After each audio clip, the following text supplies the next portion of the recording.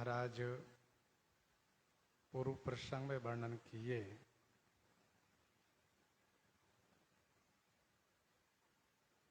चित्रकूट में भगवान श्री सीताराम जी विराजित हैं। चित्रकूट वन को देख करके देवताओं के जो नंदन आदि वन है वे सब ललचा रहे हैं। श्री मंदाकिनी जी को देख करके श्री गंगा आदि सभी नदियां इनके भाग्य की प्रशंसा कर रही हैं। चित्रकूट पर्वत को देख करके विश्व के जितने ही श्रेष्ठतम पर्वत हैं वे सब इनकी प्रशंसा कर रहे हैं। विंध्याचल आज इतने आनंदित हैं कि इनके मन में सुख समा नहीं रहा है, क्योंकि बिना परिश्रम के आज बहुत बड़प्पन प्राप्त हुआ है। जब कोई जीवन में किसी चीज को पाने के लिए खूब परिश्रम करता हो और उस समय उसको वह चीज प्राप्त नहीं होती है तो उसका मन निराश हो जाता है।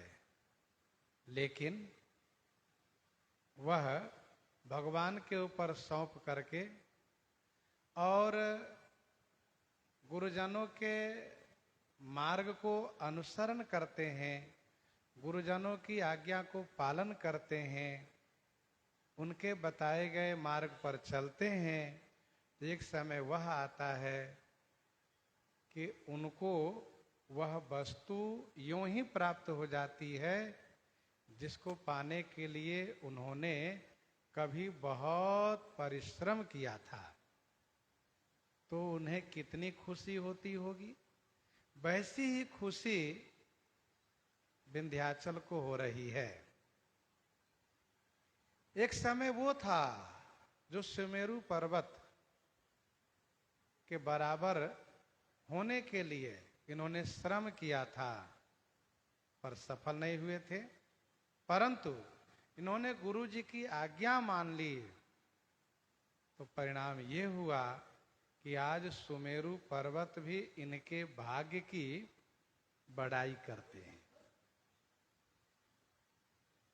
एक बात ध्यान दीजिएगा, जीवन में जिनको बहुत बड़प्पन मिलता हो वहां उनके ऊपर भगवान की विशेष कृपा ही समझनी चाहिए, क्योंकि जो बड़ होत सो राम बड़ाई।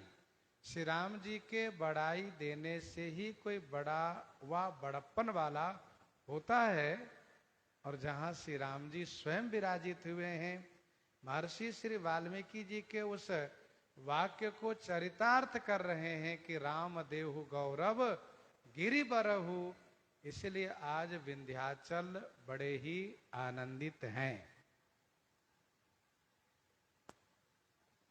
एक बात और स्मरण में रखना चाहिए, जिन्होंने गुरु जी की बात मान ली उनका जीवन धन्य हुआ, वह भगवान के प्रिय हुआ।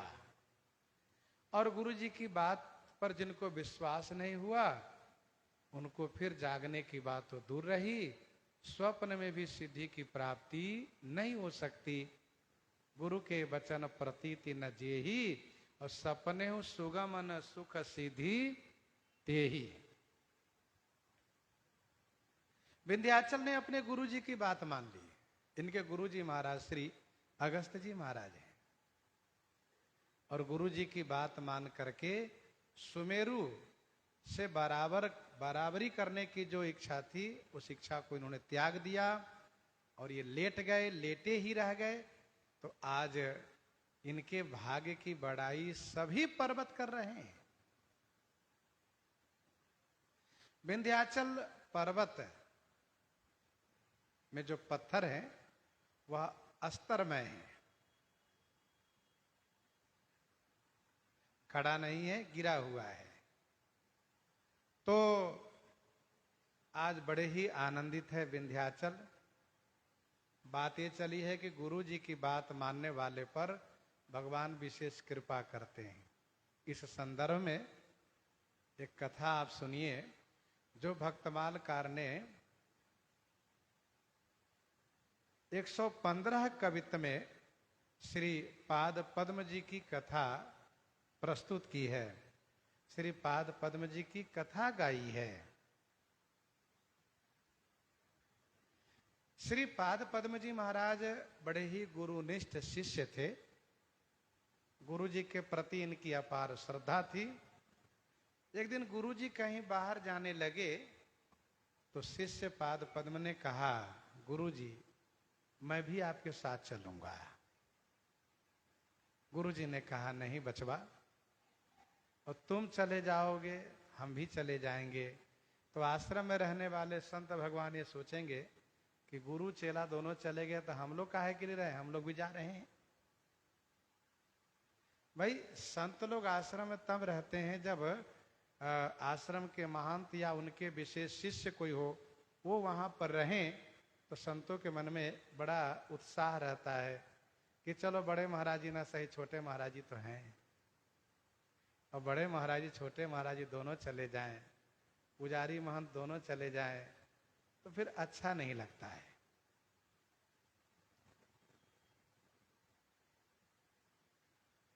शिष्य ने कहा, गुरुजी आपके बिना मैं रहूंगा कैसे? तो गुरुजी ने कहा, मेरी जगह श्री गंगा जी को गुरुजी मान लो। कहा ठीक है गुरुजी। गुरुजी चले गए। अब ये शिष्य जो 3 बार श्री गंगा जी में नहाते थे अब नहाते नहीं है। अब जाते हैं, दंडवत प्रणाम करते हैं और चरणोदक प्रसादी मतलब जल लेते हैं चरणोदक के रूप में, और फिर पुष्प अर्पित करते हैं, माला अर्पित करते हैं, धूप दीप करते हैं, आरती पूजा करके वापस आते हैं। तो अन्य संतों ने कहा, देखो जब गुरुजी थे तो ये 3 बार नहाते थे, गुरुजी चले गए तो अब बिल्कुल श्री गंगा जी में नहाना इन्होंने बंद कर दिया। आने दो गुरुजी, गुरुजी से कहेंगे। गुरुजी आए।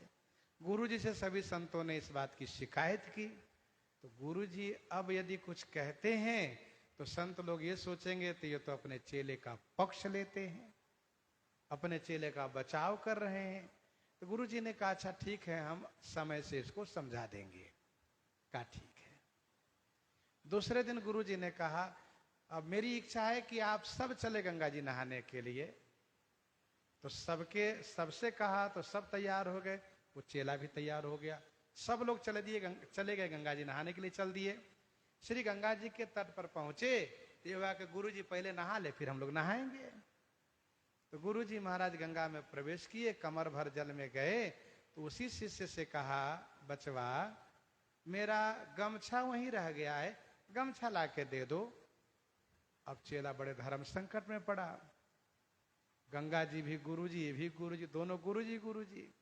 अब गुरुजी के ऊपर गुरुजी में पांव रखना ये तो अपराध है, अब मैं क्या करूं?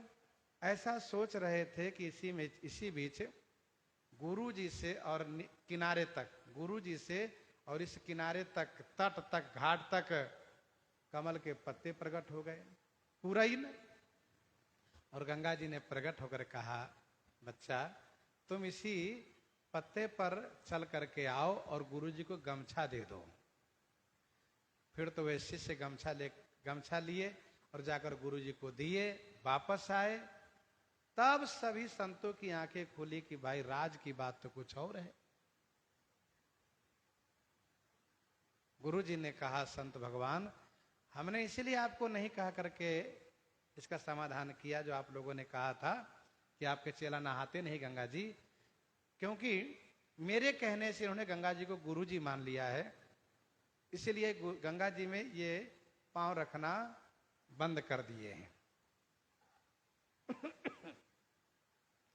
और देखो इनके प्रेम को देख करके गंगा जी स्वयं प्रकट हुई। गंगा जी ने इनके लिए कमल पत्ता प्रकट किया तो तब से इनका नाम हो गया श्रीपाद पद्माचार्य जी महाराज, श्रीपाद पद्म जी महाराज हो गए ये।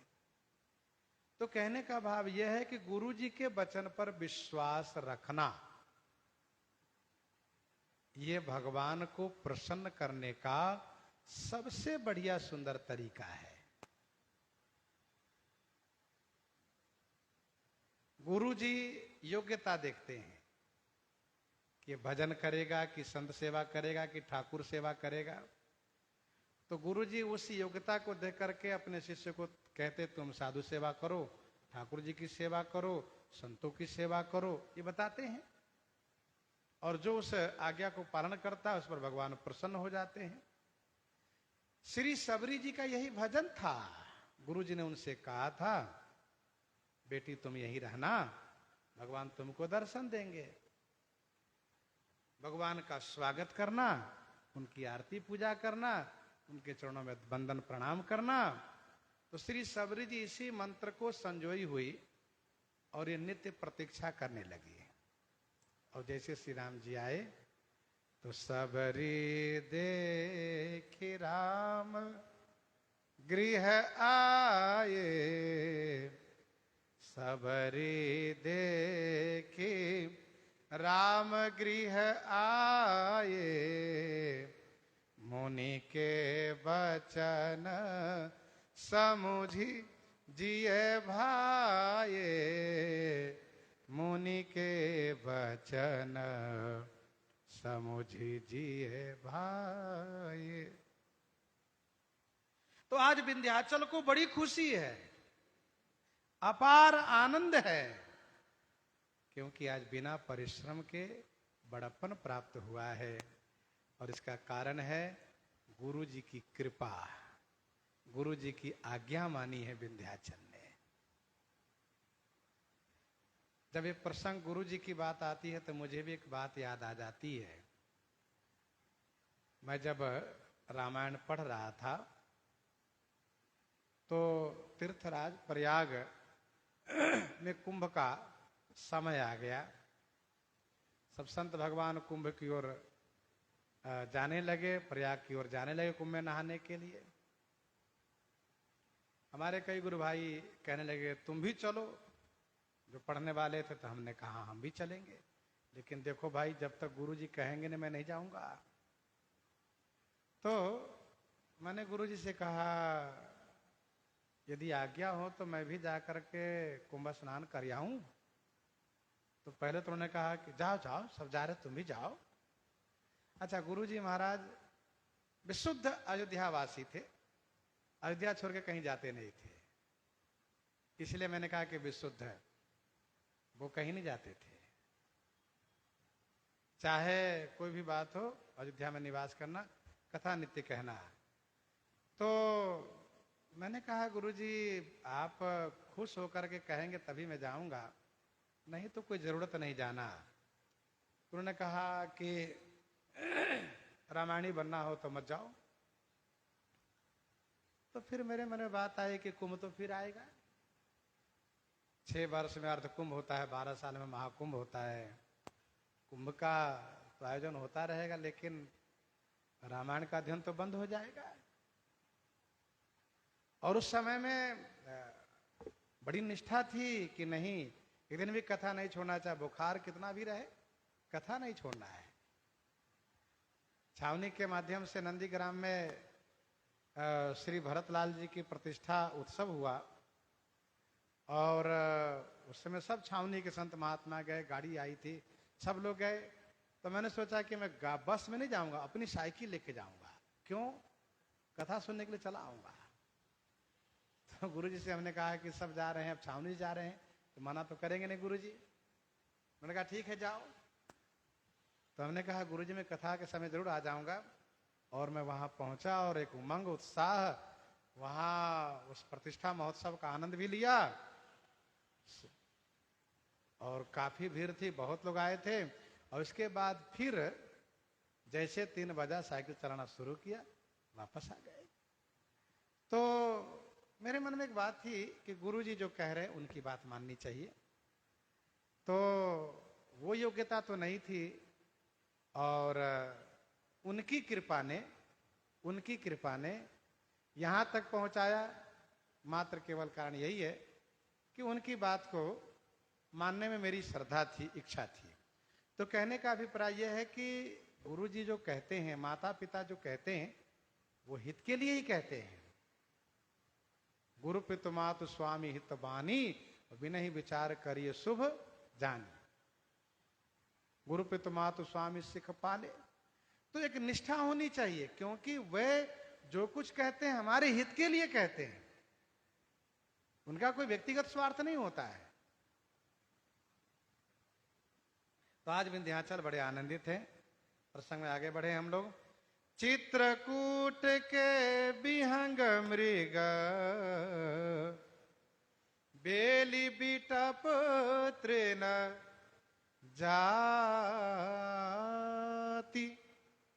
पुण्य पुंज सब धन्य यस, कहीं देव दिन राति, कहीं देव दिन राति। चित्रकूट के विहंग मृग, बेली बिटप तृण जाति, पुण्य पुंज सब धन्य असा, कहीं देव दिन राति। चित्रकूट के विहंग मृग, चित्रकूट में निवास करने वाले विहंग पक्षी, मृग माने पशु, बेली माने लता, बिटप माने वृक्ष और तृण माने घास। जाति माने विभिन्न जाति के पक्षी, मृग माने पशु, बेली माने लता, बिटप माने वृक्ष, तृण माने घास। इन सभी के बारे में देव दिन रात कहीं, देवता लोग दिन रात यह कहते रहते हैं। क्या?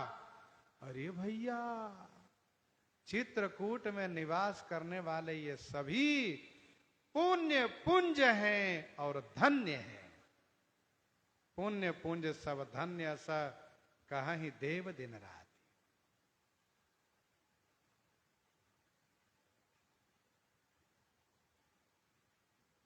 चित्रकूट के विहंग मृग, चित्रकूट में रहने वाले सभी पुण्य पुंज हैं, सभी धन्य हैं। क्यों? क्योंकि इन सभी को श्री राम जी का दर्शन सुलभ हो गया है। श्री राम जी उन घासों पर चलते हैं, उन वृक्षों का फल लेते हैं, फल पाते हैं, लताओं की शोभा देखते हैं जो लता वृक्षों पर फैली हुई हैं, और उस लता के पुष्प को निहारते हैं, हिरण आदि विभिन्न पशुओं की ओर देखते हैं, विहंग पक्षियों की ओर देखते हैं, और ये सब श्री राम जी की ओर देखते हैं। तो देवता लोग कहते हैं, अरे वाह, भाग्यवान तो ये है, इनकी ओर श्री राम जी देख रहे हैं, ये श्री राम जी को देख रहे हैं। यह सौभाग्य हम लोगों का नहीं है। हम देवता भले बना दिए गए हैं, देवलोक के वासी, लेकिन ये सौभाग्य कहाँ है कि हमारी ओर श्री राम जी देखें और हम उनकी ओर देखें, और फिर हमेशा वहीं रहे। श्री राम जी की कुटिया में सब तरफ पक्षियां छाई रहती हैं, पक्षियां कलरव करती हैं, बोलती रहती हैं, और रात होते बिल्कुल शांत हो जाती है। सेवा भाव है श्री राम जी को मन रमाने के लिए। वो तमाम जो पशु है, वो करी के हरि कपिकोल कुरंगा, ये हाथी है, सिंह है, घोड़ा है, ये हाथी है, सिंह है, बानर है, सुअर है, हिरन है, ये जितने जंगल में रहने वाले जो पशु है, जंगली पशु, ये सब श्री राम जी के आश्रम के चारों तरफ मंडराते रहते, घूमते रहते हैं। कोई वहां बैठे, कोई वहां बैठे, कोई वहां बैठे हैं, सब आपस में आनंद लेते हैं और श्री राम जी को टुकुर टुकुर देखते हैं। देवता लोग कहते ही तो पुण्य पुंज है। देखो भाई, श्री राम जी का सानिध्य प्राप्त हो, श्री राम जी के तीर्थ में वास हो तो समझना चाहिए कि मेरा पुण्य सार्थक है, सार्थक पुण्य है।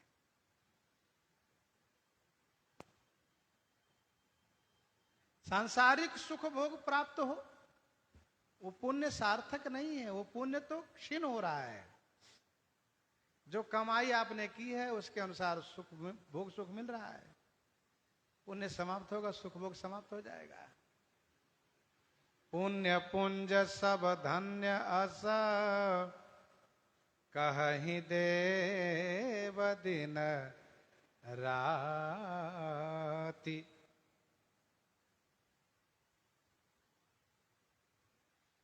जब तक समूह पुण्य जीवन में एकत्र न हो तब तक ऐसा सुअवसर भी प्राप्त नहीं होता है। यह संघट तब होई जब पुण्य पुराकृत भूरी। हम सब पुण्य पुंज जग थोरे, हम सब पुण्य पुंज जग थोरे, जिन्हि राम जानत करे मोरे। हम सब पुण्य पुंज जग थोरे, हम सब पुण्यशाली हैं। श्री राम जी हमें अपना करके मान रहे हैं।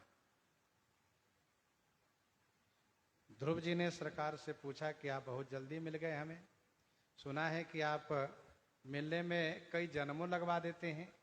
तो सरकार ने मुस्कुराते हुए कहा कि ध्रुव जी, सत्य तो यह है कि आपके भी कई जन्म लग गए हैं। ऐसा कहा? हाँ। कैसे? तो सरकार ने कहा, अभी मैं आपको दिव्य दृष्टि देता हूं, देखो। और ध्रुव जी को दिव्य दृष्टि उन्होंने दी। ध्रुव जी ने देखा कितने जन्म से भगवान को पाने के लिए हम साधना में लगे हुए हैं, अर्थात कितने जन्मों से चाहना कर रहे हैं। बहुत जन्मों से चाहते चाहते चाहते चाहते सांसारिक सारी चाह मिट जाती है, केवल एक वही चाह के रूप में रहते हैं, तब वे प्राप्त हो जाते हैं। चाह सच्ची होनी चाहिए।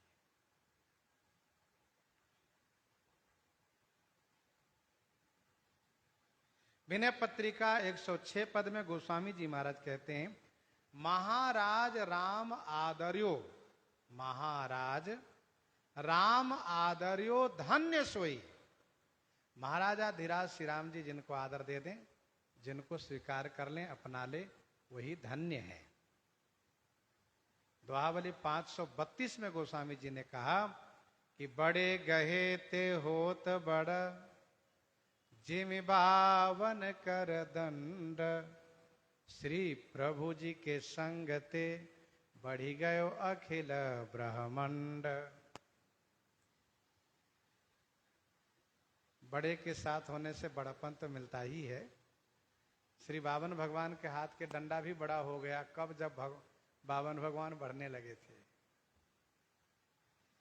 तो आज ठाकुर जी की कृपा प्राप्त होने से, ठाकुर जी का सानिध्य प्राप्त होने से चित्रकूट के पक्षी, पशु, वृक्ष, लता, घास देवताओं द्वारा प्रशंसनीय हो गए।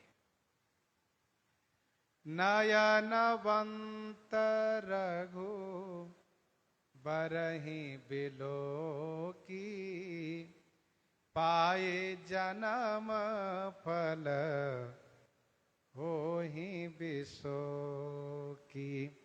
पाए जन्म फल होहि बिसो की। नयनवंत रघुबरहि बिलो की। नयनवंत रघुबरहि बिलो की।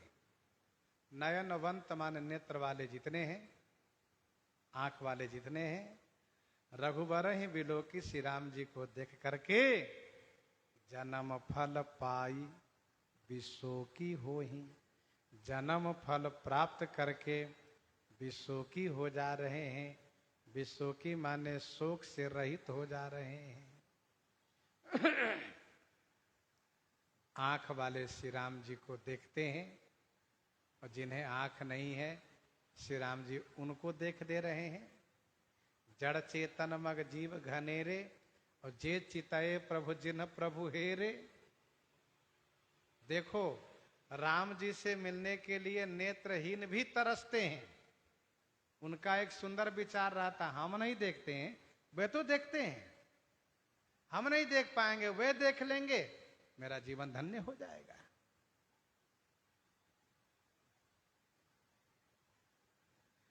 नयनवंत रघुबर ही बिलो की। नयनवंत रघुबर ही बिलो की। हम ठाकुर जी को देखने का प्रयास करें और जब ये प्रयास जारी रहेगा ठाकुर जी अवश्य दिखेंगे। वे कहीं भी किसी जगह अपनी झलक दिखा सकते, किसी में दिखा सकते हैं। नयनवंत यहां तो प्रत्यक्ष चित्रकूट में जो भी नेत्र वाले हैं ये सब श्री राम जी को दर्शन करके जन्म फल पा करके शोक रहित हो जा रहे हैं। शोक रहित का मतलब आवागमन के चक्कर से मुक्त हो जा रहे हैं। जन्म मरण का बंधन समाप्त हो जा रहा है। अब ये संसार में रहेंगे भी ना तो जीवन मुक्त होकर रहेंगे। तो नेत्र वाले की बात कही। आगे गोस्वामी जी कहते हैं परसि चरण रज आचर सुखारी। परसि चरण रज आचर सुखारी। भये परम पद के अधिकारी। भये परम पद के अधिकारी। परसि चरण रज अचर सुखारी। चरण रज परसी अचर सुखारी। अचर माने जड़, सुखी हो गए। और भय परम पद के अधिकारी, ये भी परम पद के अधिकारी हो गए। जड़ चेतन मग जीव घनेरे जे चितये प्रभु जिन प्रभु हेरे। ये सब भय परम पद जोगु। अचर माने जड़। ठाकुर जी के पावन चरण रज को स्पर्श करके ये सुखी हो गए। शोभन शैल सुभाये सुहावन। मंगलमय अति पावन पावन। शोभन शैल सुभाये सुहावन। मंगलमय अति पावन पावन। शोभन माने वह वन, वह शैल माने पर्वत, सुभाय माने सहज ही सुंदर लग रहे हैं। श्री राम जी के निवास करने से वह चित्रकूट पर्वत, चित्रकूट वन सहज ही सुहावन लगते हैं। मंगलमय अति पावन पावन। ये सब मंगलमय हो गए हैं। अति पावन पावन, ये अति पावन हो गए हैं। पावन को भी पावन करने वाले हो गए हैं।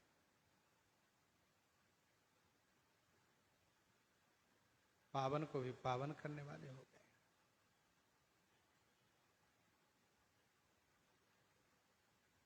शोभन शैल सुभाय सुहावन। मंगलमय अति पावन पावन। पवित्राणाम पवित्रम यो, पवित्राणाम पवित्रम यो, मंगला नाम च मंगलम, पावनम पावना नाम। जो मंगल को मंगल करे, पावन को पावन करें, पवित्र को भी पवित्र कर दे। ये है चित्रकूट वन, ये चित्रकूट पर्वत।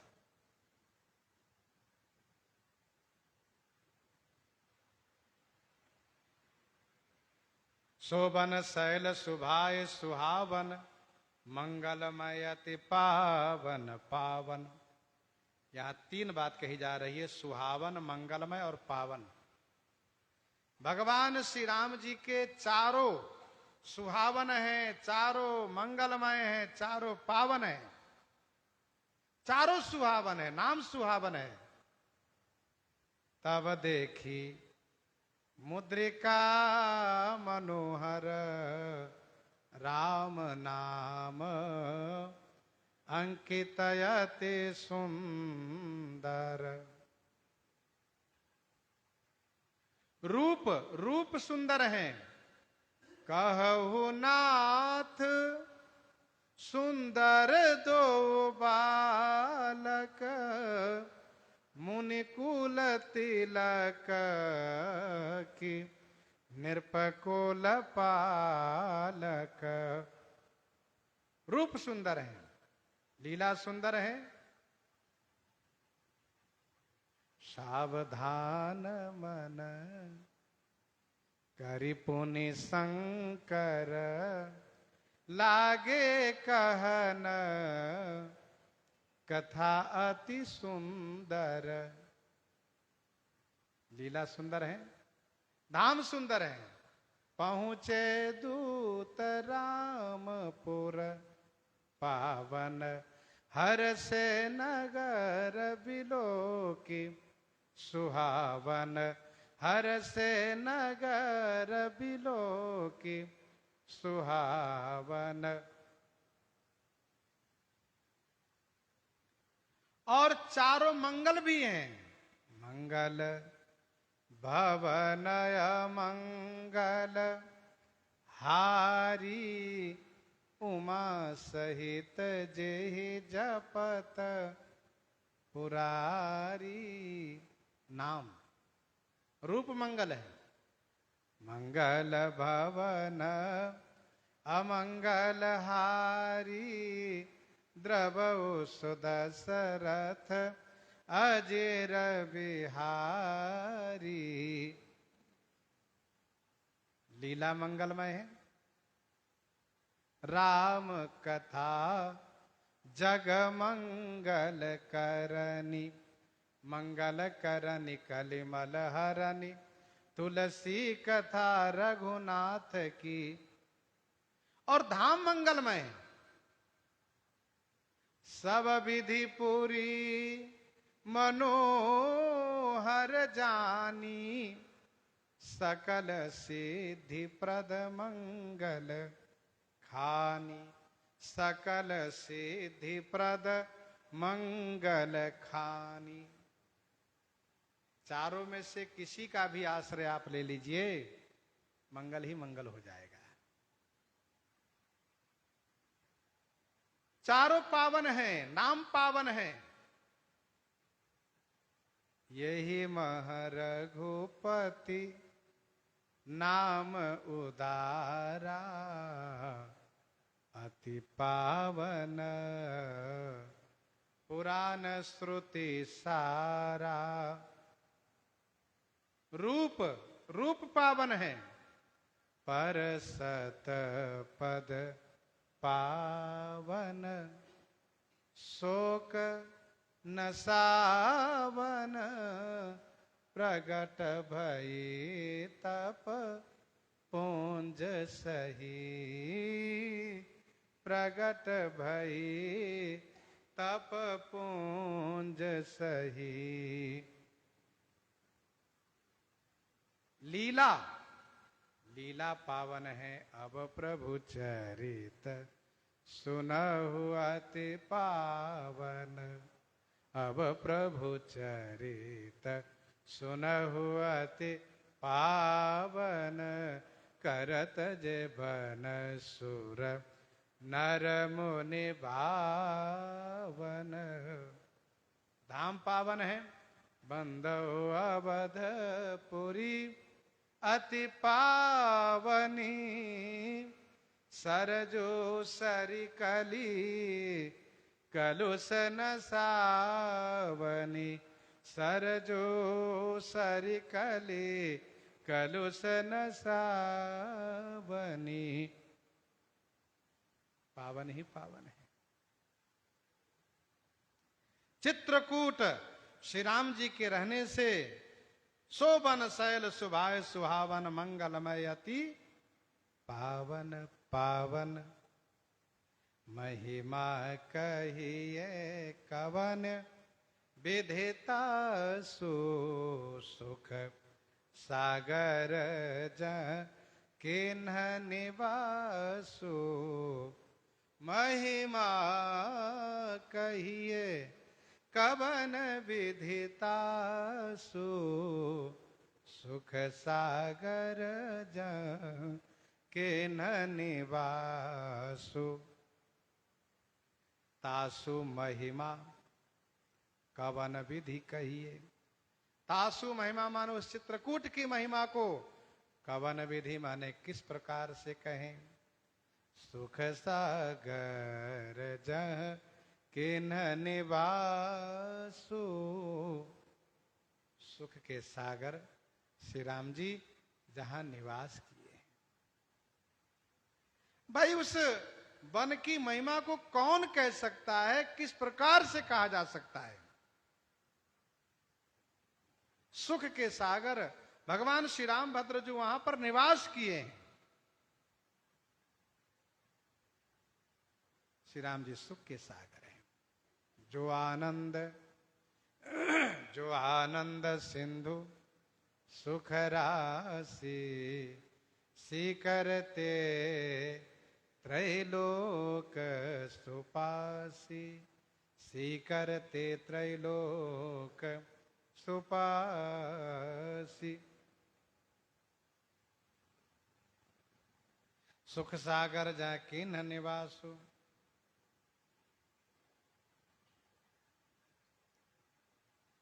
पय पयोधि तजी अवध बिहाई। पय पयोधि तजी अवध बिहाई। जहाँ सिय लखन राम रहे आई। जहाँ सिय लखन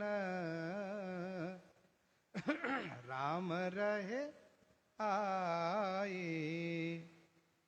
पय पयोधि। पय पयोधि तजी अवध बिहाई। पय पयोधि माने क्षीर सागर। तजी माने छोड़कर अयोध्या जी में आए और अयोध्या जी को छोड़ करके चित्रकूट वन में आ गए। पय पयोधि तजी अवध बिहाई। पहले क्षीर सागर त्यागे, अयोध्या जी में आए और अवध बिहाई माने अवध को भी छोड़ दिए। और अब कहा जहां जिस वन में, जिस चित्रकूट वन में सिय लखन राम आई रहे, आकर के निवास किए। जहां सिय लखन राम रहे आई।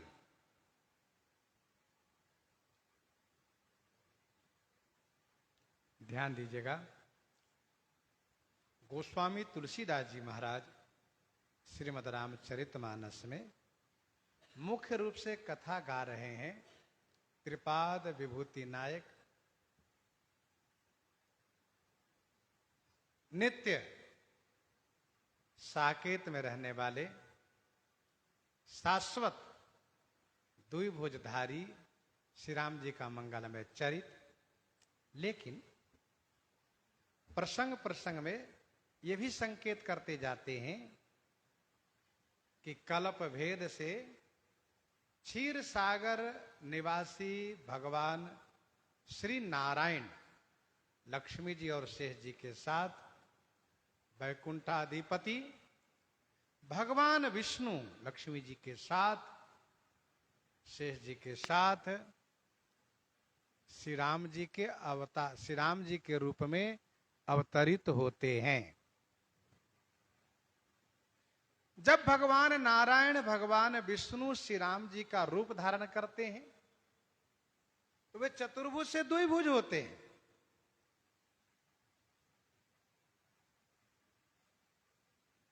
और यहां पर उनका नाम राम होता है। लेकिन हम लोगों को इस बात को भी स्मरण में रखना चाहिए कि गोस्वामी तुलसीदास जी ने मनु शत्रुपा के प्रसंग में इस बात को स्पष्ट किए हैं, जो भगवान शिव कह रहे हैं कि अपर हेतु सुनु शैल कुमारी कहो विचित्र कथा विस्तारी, जही कारण अज अगुण रूपा ब्रह्म भयो कौशलपुर भूपा।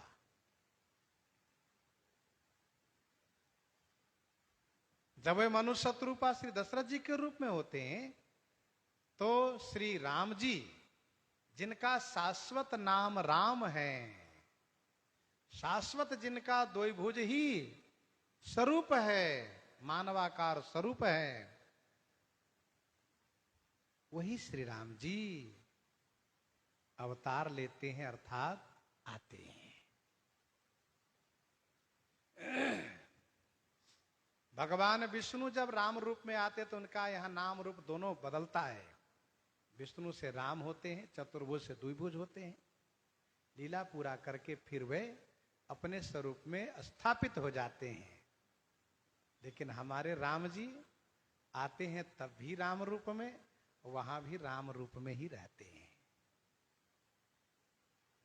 और इनका अद्भुत राम रूप है, अनुपम, विलक्षण, जिन रूप की तुलना में कोई ठहर ही नहीं सकते हैं। विष्णुचारी भुज विधि मुखचारी, विकट बेस मुख पंच पुरारी, अपर देवस को न आही, यह छवि सखी पटतरिये जाही।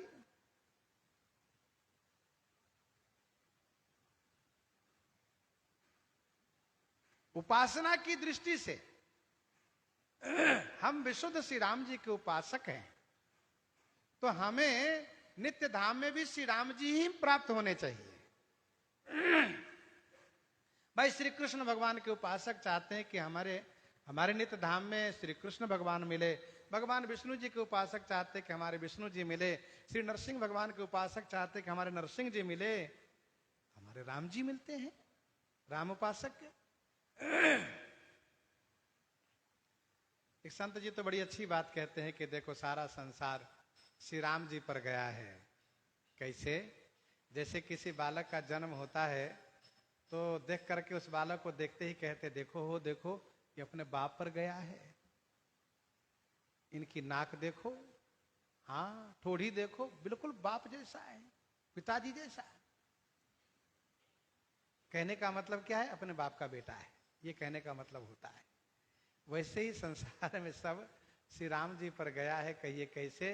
का उपजेव जग रघुनाथ ते याते द्विभुज प्रत्यक्ष। सब श्री राम जी से उत्पन्न हुआ, इसलिए सबके पास दो भुजाएं हैं। भगवान विष्णु पर गया होता संसार तो सबको चार भुजा होनी चाहिए थी। भगवान ब्रह्मा पर यदि संसार गया होता तो सबको चार मुख होने चाहिए थे।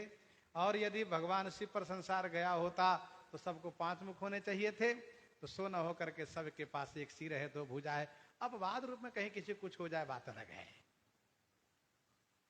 तो श्री राम जी शाश्वत सनातन रूप श्री राम जी दो भुज में हमेशा रहते हैं। मनु जी के सामने प्रकट हुए वैसी रूप में प्रकट हुए श्री राम जी।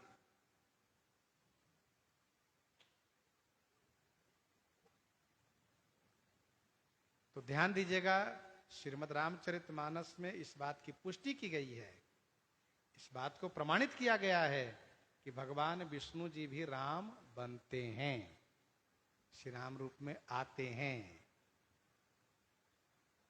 अब ये तो रहस्य की बात है। भगवती श्री सती जी, पक्षीराज श्री गरुड़ जी, श्री भरद्वाज जी जैसे महापुरुष लोग भी ये निर्णय नहीं कर पाते हैं कि राम कौन है। राम कवन प्रभु पूछो तो ही पूछते हैं। तो हम लोग इतनी जल्दी आसानी से कैसे समझ पाएंगे। और फिर कुछ संत महात्मा तो अपनी अपनी बात कहते रहते हैं, लेकिन हमारे पास सबसे बड़ा आधार है श्रीमद् रामचरितमानस। श्रीमद् रामचरितमानस जी से हम इस बात को अच्छी तरह समझ सकते हैं कि हमारे राम जी कैसे हैं। गोस्वामी जी ने 4 कल्प की कथा को संकेत किया है। अब इसी में वक्ता लोग 5 कल्प भी जोड़ लेते हैं। 5 कल्प में जोड़ लेते हैं प्रताप भानु और मनु शत्रुपा जोड़ देते हैं, लेकिन दोनों की बात एक ही कल्प में है, अलग अलग कल्प में नहीं है। एक कल्प में जय विजय वाली बात है, एक कल्प में वृंदा जालंधर वाली बात है, एक कल्प में शिवगन वाली बात है। अब शिवगन वाली जो कथा है उसमें तो देवर्षि नारद जी के लिए गोस्वामी जी स्पष्ट कहते हैं क्षीर सिंधु गवने मुनिनाथा, क्षीर सागर में जा रहे हैं। और स्वाभाविक है कि उस कल्प में क्षीर सागर में निवास करने वाले सदा क्षीर सागर शयन भगवान श्री नारायण ही श्री राम रूप में आते हैं। लेकिन जब हम मनु शत्रुपा और प्रताप भानु की कथा पढ़ते हैं तो उसमें यह बात स्पष्ट कर दी जाती है कि त्रिपाद विभूति नायक साकेताधीश भगवान श्री राम जी ही श्री राम जी के रूप में आते हैं। तब उनका नाम रूप बदलता नहीं है, केवल लीला के लिए शरीर बदलते हैं, शरीर धारण करते हैं, छोटा बड़ा करते हैं। माता कौशल्या जी कहने पर शिशु हो जाते, फिर धीरे धीरे बढ़ जाते हैं, लेकिन नाम वही रहता, रूप वही रहता जो नित्य धाम में है।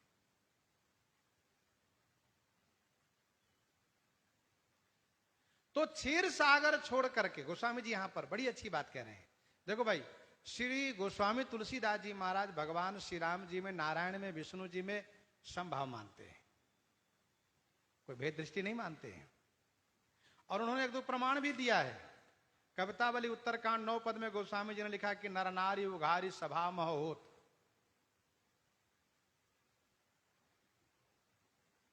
अब नर नारी, ये नर नारी द्रौपदी को नर नारी क्यों कहा जा रहा है? गोस्वामी जी कहते हैं नर वही नर है जो अर्जुन बने हैं, वही नारायण है जो श्री कृष्ण बने हैं। तो नर नारी उसी नर की नारी है ये उन्होंने कहा। वहीं पर कवितावली उत्तरकांड 7 पद में गोस्वामी जी कहते हैं मनो संबरारी मारी ललित मकर जुग विचारी दिन है शशिका पुरारी भ्राजत होरी।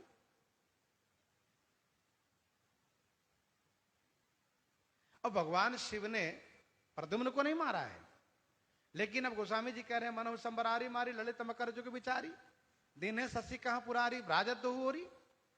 तो ऐसा क्यों कहा? कहा प्रद्युम्न जो दिख रहा है वह काम ही तो है, और काम को भगवान शिव ने मारा है, जलाया है, ये उनको कहना है। तो गोस्वामी जी महाराज अंश अंशी में अभेद मानते हैं, अर्थात भगवान के इन स्वरूपों में अभेद मानते हैं। जहां तक उपासना की बात आती है तो हम तो इस बात को दावे के साथ कहते हैं अवतारा नाम सर्वेशाम अवतारी रघुत्तम। और यही बात अन्य उपासक भी कहते हैं अपने उपासक को लेकर के।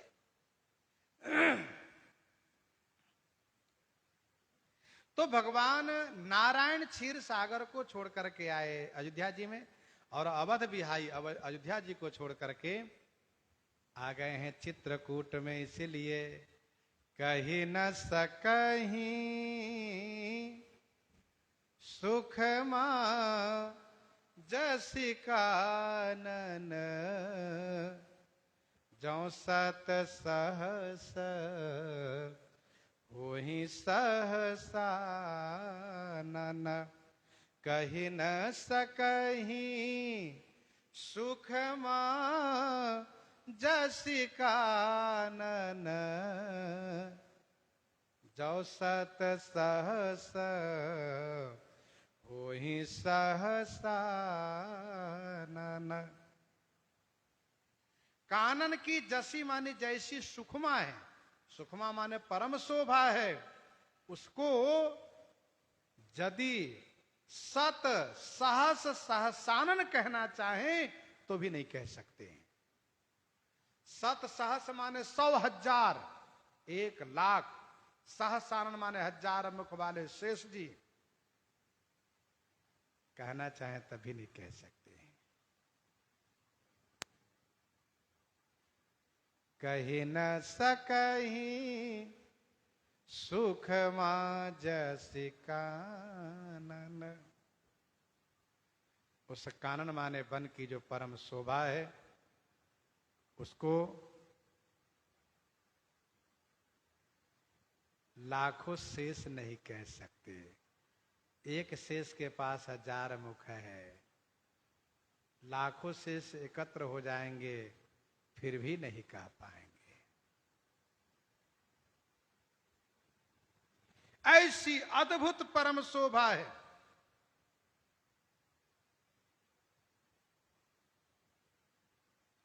जो सुखमा अर्थात परम शोभा पय पयोधित जी अवध विहाई श्री सीताराम लक्ष्मण जी चित्रकूट में निवास कर रहे हैं। इसलिए यहां की परम शोभा अकथनीय है। अब गोस्वामी जी अपने लिए कहते हैं, सो मैं कहूं कवन विधि के ही सो मैं बरनी, कहूं विधि के ही डावर कमठ कि मंदर ले ही, डावर कमठ की मंदर ले ही सो मैं बरनी, कहूं विधि के ही। सो माने वह शोभा, मैं के ही विधि माने किस प्रकार से वर्णन करके कहूं। वह शोभा मैं किस विधि से किस प्रकार से वर्णन करके कहूं। डाबर कमठ की मंदर लेही की माने क्या। डाबर कमठ, डाबर माने डबरा, डाबर माने डबरा, गड्ढे को कहते डाबर। जो गांव के बगल में गढ़ैया होती है, गढ़ैया जहां गांव के वो सभी नाली नाले जाकर के मिलते हैं, मतलब गांव के जो सारी गंदगियां जिसमें जाती है वो गढ़ैया, जिसमें भैंस लौटती रहती है। तो उस गढ़ैया, उस गड्ढे की कछुआ, कच्छप क्या मंदराचल को उठा सकता है? अर्थात नहीं। मंदराचल को तो समुद्र का कछुआ भी नहीं उठा सकता, तो फिर गड्ढा के डाबर के कछुआ भला कैसे उठा पाएगा? गोस्वामी जी की यही दैन्यता है, यही उनकी दैन्यता है जो कहते हैं कि हम तो डाबर के कच्छप हैं। श्री वाल्मीकि व्यास आदि समुद्र के कच्छप हैं। जब वो समुद्र के कच्छप बन के नहीं कह सकते हैं तो भला हम कैसे कह पाएंगे? मंदराचल को उठाने की शक्ति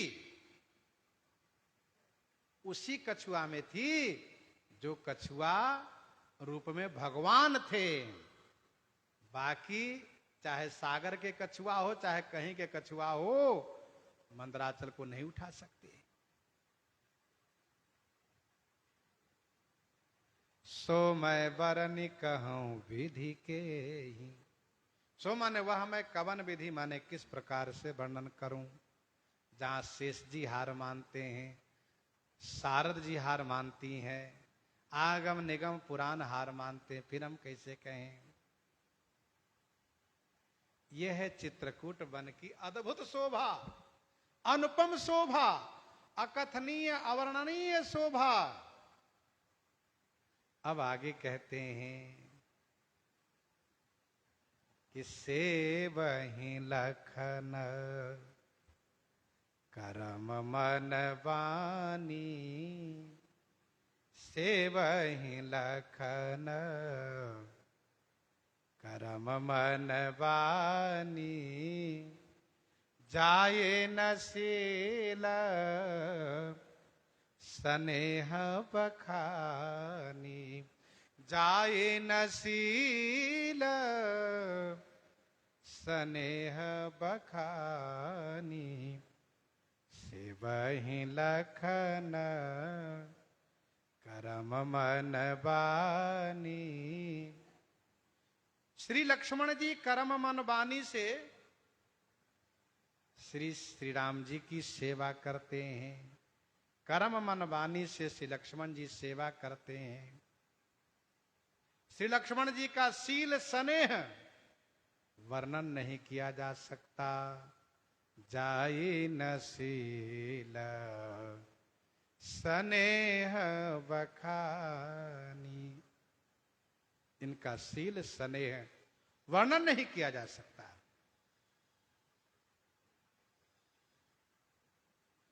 माता श्री सुमित्रा जी का जो उपदेश इनको प्राप्त है, उपदेश या जही तात तुम्हारे, राम सिय सुख पावही, पितु मातु प्रिय परिवार पुर, सुख सुरति वन बिसरावही, सुरति वन बिसरावही।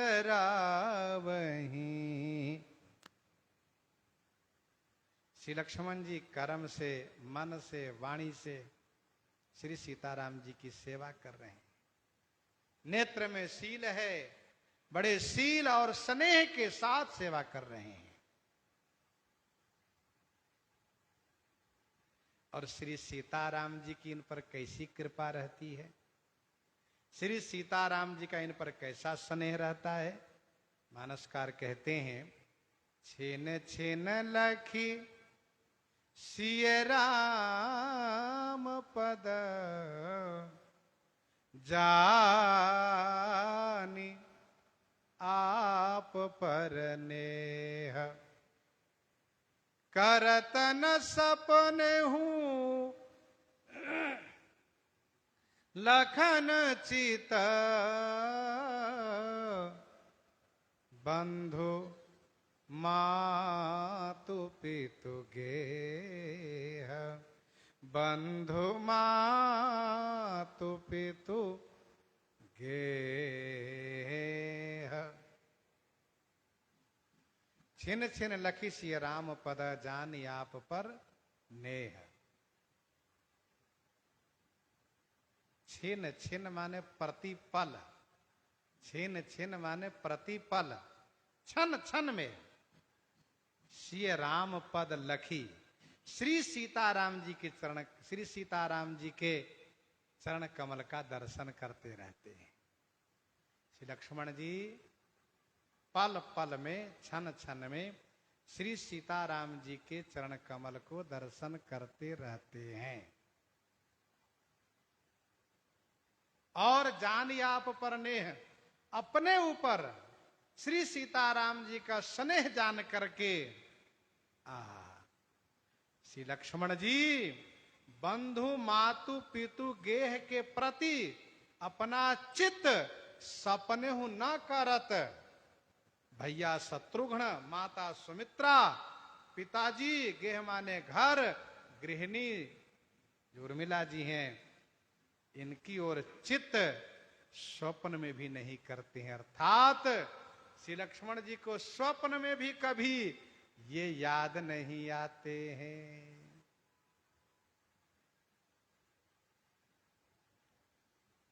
तुम कहाँ बन सब भांति सुपासु, संग पितु मातु राम सिय जासु। माता सुमित्रा ने कहा है, छिन छिन लखी सिय राम पद, प्रति क्षण केवल चरण की ओर दर्शन करते हैं, युगल सरकार के चरण का अवलोकन करते हैं।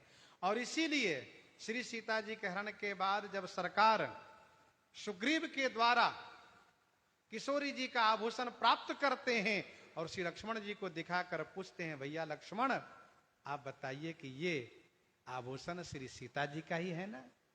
तो श्री लक्ष्मण जी कहते हैं, सरकार कुंडले नैव जानामि कंकने। ये कुंडल किनका है, ये कंकन किनका है, मैं तो नहीं जानता। तो फिर क्या जानते हो आप? कहा नूपुरेव जानामि, ये नूपुर किशोरी जी का है, मेरी माता जानकी जी का है। नित्य पादाभिवंदनात्, मैं नित्य चरण में वंदन करता था, इस नूपुर पर मेरा ध्यान जाता था, मेरी दृष्टि जाती थी। श्री लक्ष्मण जी में वो संयम, वो सावधानी है जो एक विशेष शिक्षात्मक है। छिन छिन लखिसिय राम पद जान आप परनेव नेह। श्री सीताराम जी का चरण देखते रहते हैं और श्री सीताराम जी का वात्सल्य प्राप्त करते हैं। भगवान श्री सीताराम जी श्री लक्ष्मण जी को पुत्रवत लाड़ प्यार दुलार स्नेह प्रदान करते रहते हैं। तो श्री लक्ष्मण जी को भी किसी की याद नहीं आती है। लक्ष्मण जी के सब है, ऐसा नहीं कोई नहीं है सो नहीं, सब है। भाई है शत्रुघ्न, माता है, पिता है, घर है तो घरवाली भी है। लेकिन लक्ष्मण जी का चित्त कभी स्वप्न में भी नहीं जाता है उन लोग प्रति। एक श्रेष्ठतम चिंतन ये कहलाता है कि हमारा चित्त हमेशा ठाकुर जी में अनुरक्त रहे, ठाकुर जी का चिंतन करता रहे।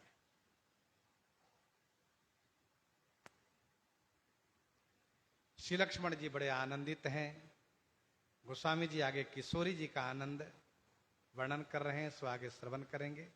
प्रसंग को यहीं पर हृदयांगम करते हुए श्रवण करते हैं श्री भक्तमाल जी से।